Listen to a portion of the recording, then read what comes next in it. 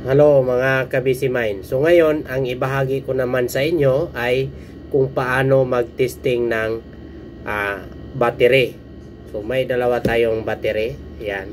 So bago natin ilagay ito sa panel, i-check muna natin yung voltahe. Ang battery na ito ay 12 volts, 7 AH, so ampere hour yung 7 AH. So dito sa kabila pareho din 12 volts 7 AH. So gamit ang clammeter or multi-tester, yan, iset natin yan sa DC, yan, direct current. So kapag battery yan, DC yan, direct current ang setup natin sa ating tester.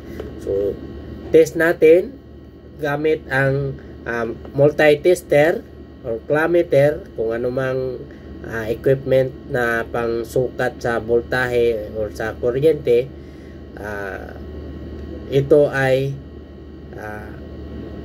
malalaman natin kung may voltahe ba ang battery. So kapag bago ang battery, so full charge yan. Kapag nagamit na yan, so posibleng hindi na accurate yung voltahe niya. So ngayon, i-check natin yung bawat isa nito kung ilang voltahe.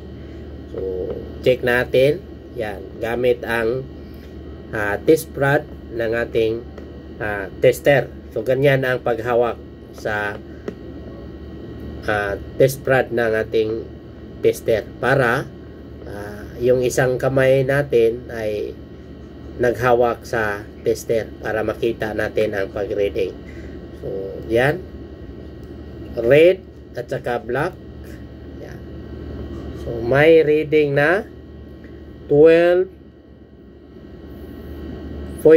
so baliktad yan, 12.8 yan. Dito naman sa kabila, yan, positive, negative, yan, 12.7.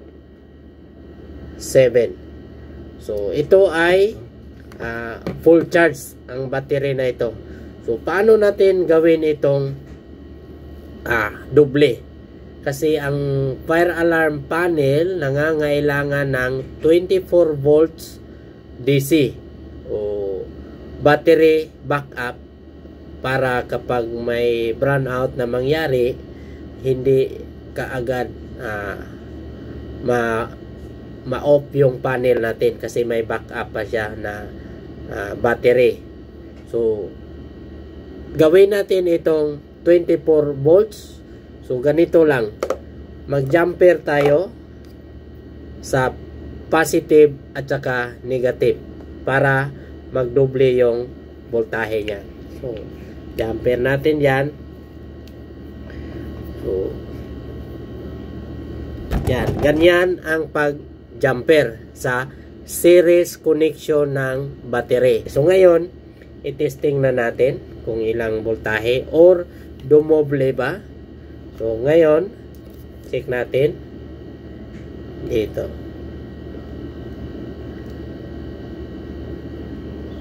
So may yan, 25.5. So dumoble ang voltahe sa ating battery. So ganyan pag series connection ng battery. Okay? Kung may idea din kayo sa mga power supply or sa mga electronics or electrical, paki-share naman sa comment section. Okay? Bye bye mga ka-busy mind.